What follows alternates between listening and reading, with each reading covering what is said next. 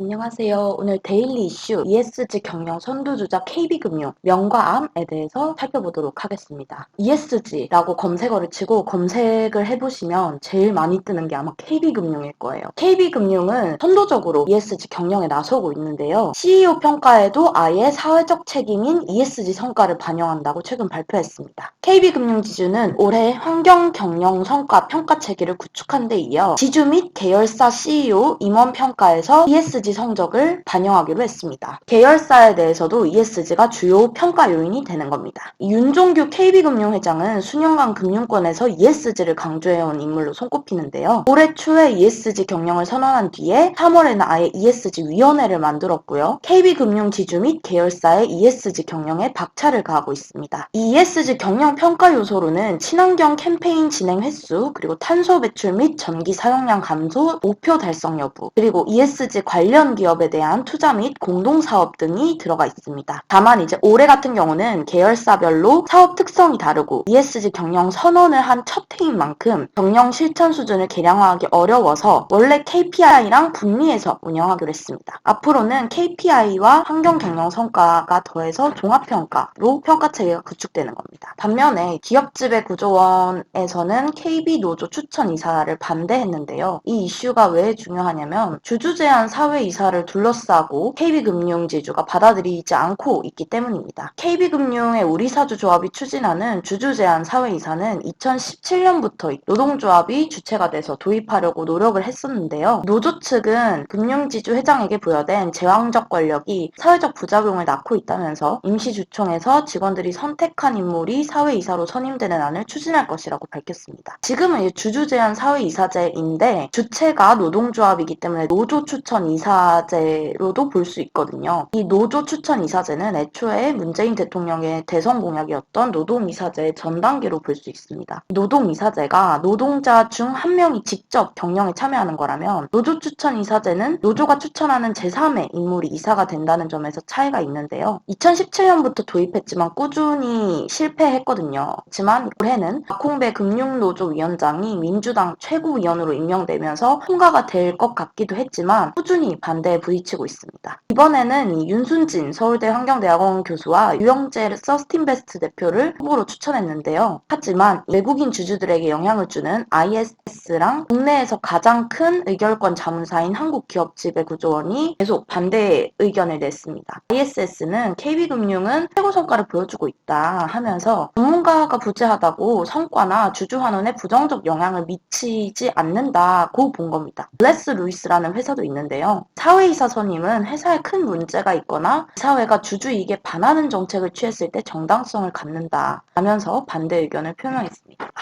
한국기업지배구조원은 KB금융은 이미 ESG 선도 기업이고 우수한 지배구조를 가지고 있다면서 이 주주 제안에 의한 사회이사 선임이 주주 가치 제고로 이어지지 않는다라고 밝혔습니다. 필요성이 없으면 주주에 추천된 이사를 꼭 선임하지 않아도 된다라는 입장인 거죠. 주주가 스테이크홀더, 이해관계자 중심 경영이 ESG라는 거에 어느 정도 포함이 된 개념인데 이사회는 진입장벽을 계속 좀 높이려고 하고 있는 점에서 가져와 봤습니다. 한 가지 더 재밌는 이슈는요. KB금융지주가 100% 지분을 가지고 있는 KB증권에 대한 얘기입니다. KB증권은 이번 금융감독원으로부터 현직 CEO 2명이 모두 중징계 결정을 받았는데요. 박정림 대표하고 김성현 대표입니다. 박정림 대표는 라인자산운용 사모펀드의 환매 중단 사태로, 김성현 대표는 투자 사기 논란이 낳은 호주 부동산 펀드 사건 때문에 중징계를 받았습니다. 박정림 대표는 문책 경고를 받았는데요. 이 문책 경고가 확정될 경우 사실상 금융권에서 퇴출당해요. 원래는 이것보다 한 단계 높은 수위의 처벌을 받을 것이라고 알려졌지만 다행히도 이게 한 단계 경감된 제재 수위를 받아서 일단은 안도의 한숨을 쉬게 됐습니다. 반면에 함께 KB증권을 이끄는 김성현 대표는 자본시장법 위반 혐의로 주의적 경고를 받았는데요. 문책 경고보단 한 단계 아래입니다. 이 문책 경고를 받을 경우요. 연임은 물론 3년간 금융사 취업이 제한되고요. 그래서 실제로 금융권에서 주가에서 이제 퇴출된다고 보시면 되거든요. 하지만 이 김성현 대표는 주의적 경고라서 한 단계 아래인 겁니다. 중징계를 받은 이유는 IPO 대표 주관사로 업무를 수행하던 중 불공정한 대가성 거래를 한 혐의로 징계 대상에 올랐습니다. 사건을 좀 들여다보면 KB증권 소개로 호주 사기 부동산에 투자를 했다가 손실을 입은 A기관의 손실 보전을 위해서 유망 기업의 IPO 대표 주관을 맡은 KB증권이 신주 물량을 몰아주기로 약속하면서 자본시장법을 위반한 것인데요. 이 해당 IPO 기업은 주당 2만 원대 공모가에 상장된 뒤 올해 7만 원까지 상승하기도 했습니다. 사실 이 주관사가 신규주를 몰아주는 거는 크게 문제가 되진 않지만 문제는 대가성으로 줬다는 거에서 중징계를 받은 것으로 보입니다. 금융위에서 예정된 징계 결정이 확정이 되면요. KB증권은 당장 대표이사 교체를 고민해야 합니다. 윤종규 회장의 고심이 깊어졌는데요. 이렇게 된다면 KB증권은 경영 공백 상황에 처하게 된다는 거죠. ESG 경영을 강조하고 있는데 계속해서 이 CEO 문제도 터지고 이사 문제도 터지고 실제로 ESG를 좀 내재화했나 라는 거에서 의구심이 드는 지점입니다.